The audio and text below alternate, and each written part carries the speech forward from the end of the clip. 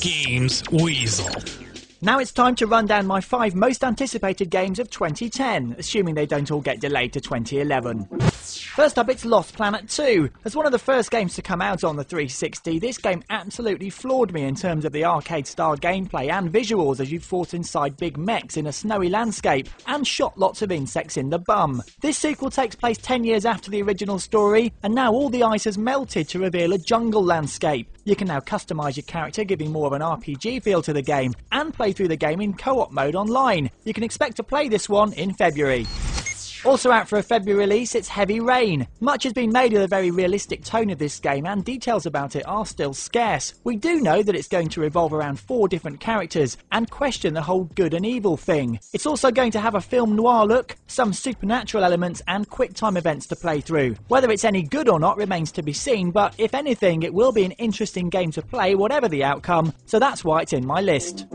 Out in January, it's Mass Effect 2, the sequel to the epic RPG set in space from those masters of the genre at BioWare. Set 2 years after the end of the first game, Jack Shepard is back to investigate the sudden disappearance of human colonies around the galaxy. Interestingly, you can import your save from the first game, which will directly affect how the sequel plays, and you can even die at the end of this game, which will of course affect the third part of the trilogy. It's sure to be deep and completely take away your social life. Hey, it's winter, just make sure you finish it before the spring, eh?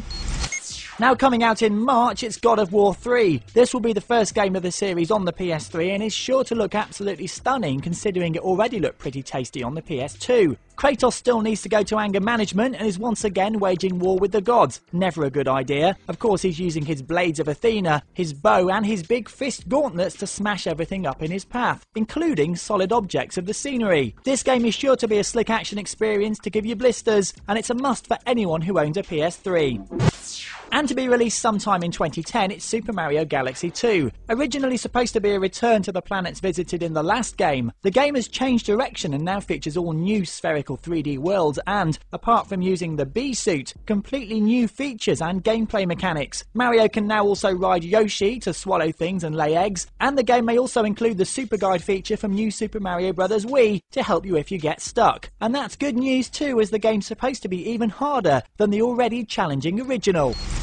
Well, there's just some games I'm looking forward to playing in the first year of the next decade. Let's just hope they all actually see the light of day.